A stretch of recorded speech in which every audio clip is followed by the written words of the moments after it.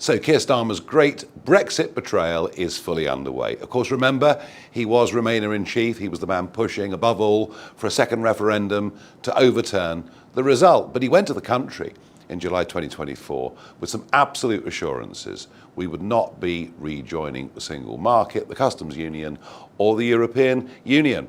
Well, let's have a little think about what he's done. Already, he's scrapped the Turing programme. That was for British students to go to universities all over the world. It was great value for money. Gone. Replaced by the Erasmus scheme, which is going to cost 8 billion quid over the next 10 years.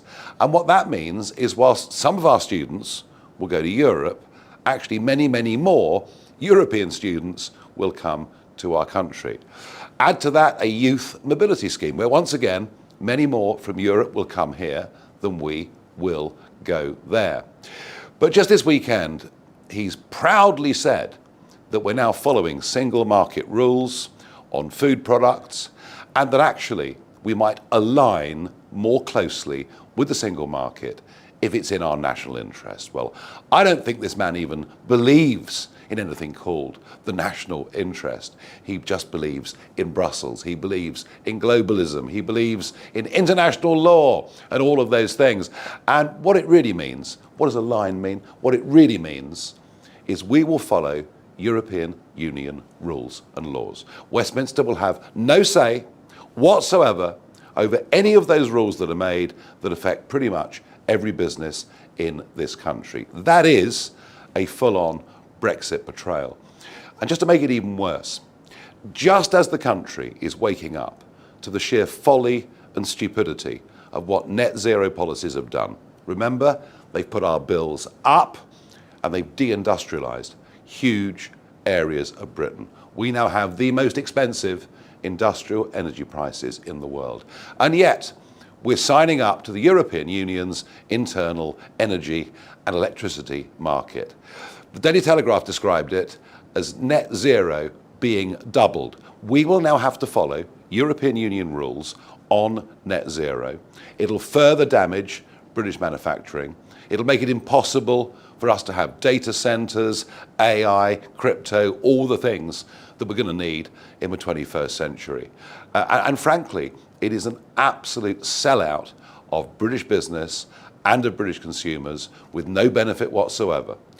And it also means that there will be tariffs on goods coming in to Britain and the European Union from outside, from countries deemed to be high carbon dioxide emitters. Remember when Donald Trump put tariffs on? Everyone screamed blue murder. But now we're going to sign up to a program where we will be tariffing other countries, trading partners that are selling goods to us. The whole thing is madness. But you know what?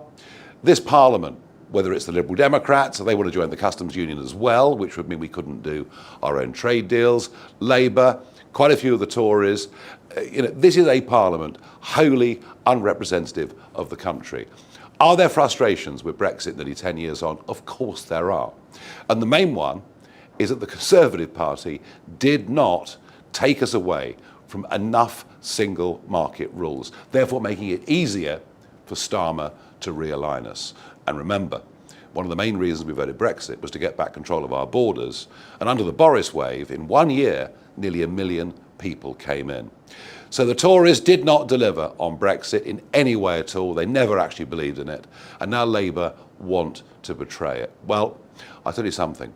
You may think we're doing badly economically in Britain, but parts of the European Union are doing even worse. There is a whole new world out there. India, the Far East, China, so many new emerging markets around the globe. And if we sign up to single market rules, we're effectively making ourselves even more uncompetitive.